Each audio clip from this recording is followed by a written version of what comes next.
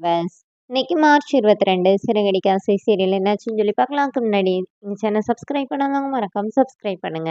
இன்னைக்கு என்ன அப்படின்னு சொல்லி பார்த்தீங்கன்னா, இங்க என்ன ஆகுதுன்னா, முத்து வந்து அவங்க கூட 2 பேரும் அங்க குடிச்சிட்டு இருந்தாங்கல்ல, "நீங்க எங்க கூட சேர்ந்து குடிக்கவே செஞ்சுக்கலாம் பாஸ். இப்போ உங்க ஒய்ஃப் உங்கள சந்தேகப்பட்டாங்களா?" அப்படின்னோனே, "அதான் இந்த உலகத்துல நல்லது செஞ்சாலே அப்படிதான்." அப்படிங்கிற மாரி முத்து சொல்லிட்டு இருக்கிறாரு. இப்ப மீனா என்ன சொல்றாங்கன்னா, "எல்லாரும் சொன்னத வச்சு நானும் சந்தேகப்பட்டுட்டேங்கன்னோனே, இப்ப யாரு சொன்னா?" அப்படின்னு சொல்லும்போது மனோஜ மாட்டி விட்டுறாங்க. இப்ப போய் மனோஜ் கிட்ட போயிட்டு, "ஏன்டா நான் சும்மா தானடா இருந்தேன். என்னையடா குடிச்சேன்னு சொல்லிட்டு பொய் சொல்லி குடுத்த?" அப்படின்னு சொல்லிட்டு அவரோட மொபைல புடுங்கிட்டு முத்து ஓடுறாரு. அப்புறமா அது ஒரு காமெடி மாரி காட்டுறாங்க.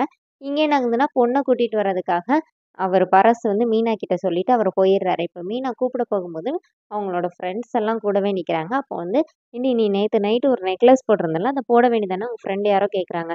"இல்ல அது வந்து இந்த சாரீக்கு நல்லா இல்லன்னு சொல்லிட்டு அத நான் கழட்டி வச்சிருக்கேன்." அப்படின்னு சொல்லும்போது, அந்த மண்டபத்துக்கு 2 பேர் வர்றாங்க. அவங்க வந்து ஹஸ்பண்ட் அண்ட் ஒய்ஃப் மாரியே வராங்க. வந்து, "உன்னால முடிஞ்சத நீ எடுத்துக்கோ, என்னால முடிஞ்சத நான் எடுத்துக்கலாம்னு" சொல்லிட்டு ஒரு சின்ன கத்தி வேற அவங்க கையில குடுக்குறாரு. அப்புறம் வந்து அவங்க தான் இங்க பொண்ணு கூட வந்து நிக்கிறாங்க. அப்ப மீனா கிட்ட வந்து ரொம்ப உரிமையா சொல்றாங்க. "நீ போ மீனா, நீ பொண்ண கூட்டிட்டு போ, நான் கதவ பூட்டிட்டு வரேன்னோனே." இப்ப மீனா வந்து கேட்குறாங்க. சரின்னு சொல்லிட்டு வெளியில போகும்போது டோர க்ளோஸ் பண்ணும்போது, அவங்க சேலைக்குள்ள இருந்து ஒரு சின்ன சிசர் கீழ விழுந்துருது.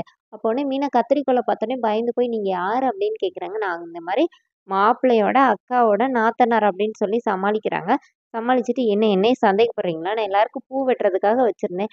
சரி பத்திரமா நம்மகிட்டயே இருக்கட்டுமேன்னு வச்சிருக்கிறேன்" அப்படின்னோனே, இப்ப மீனாக்கு கொஞ்சம் டவுட் வருது. மீனா ஓடி போய் முத்துக்கிட்ட போய் இந்த விஷயத்த சொல்றாங்க. அப்ப முத்து என்ன சொல்றாருன்னா, "கல்யாணம் நடக்கட்டும். நம்ம எதுவும் இப்போதைக்கு எதுவும் செய்ய வேணாம். நீ அவங்கள வந்து கொஞ்சம் கண்காணிச்சுட்டே மட்டும் இரு." அப்படிங்கிற மாரி சொல்றாங்க. சரின்னு சொல்லிட்டு மீனாவும் பார்த்துட்டே இருக்கிறாங்க. அந்த லேடி போயி அந்த ரூம்குள்ள போய் நகைய எடுத்துடுறாங்க. இங்க கல்யாணம் முடிஞ்சிருது. எல்லாருமா கல்யாணம் முடிஞ்சோனேன்னு சொல்லிட்டு அண்ணாமலை ஃபேமிலி கிளம்பிடுறாங்க.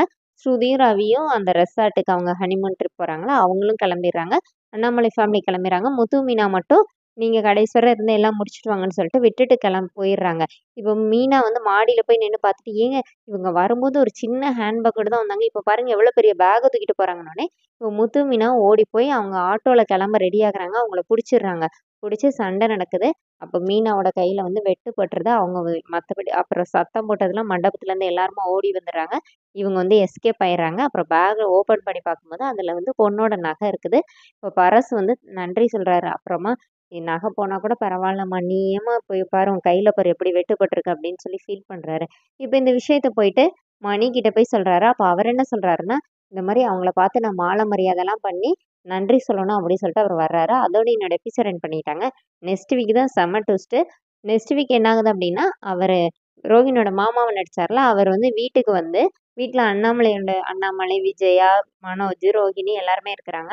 வந்து மன்னிப்பு கேட்குறாரு. "எல்லாரும் என்ன மன்னிச்சிருங்க. நான் ரோகிணியோட மாமாவே இல்ல" அப்படின்னு சொல்லிடுறாரு. இப்ப விஜயா வந்து இதுக்கு மேல நீ இந்த வீட்ல ஒரு நிமிஷம் இருக்கக்கூடாதுன்னு சொல்லிட்டு, ரோகிணி அப்படியே கழுத்த பிடிச்சு வெளியில தள்ளுறாங்க. அதோட என்னோட எபிசோட் எண்ட் பண்ணியிருக்காங்க. Thank you.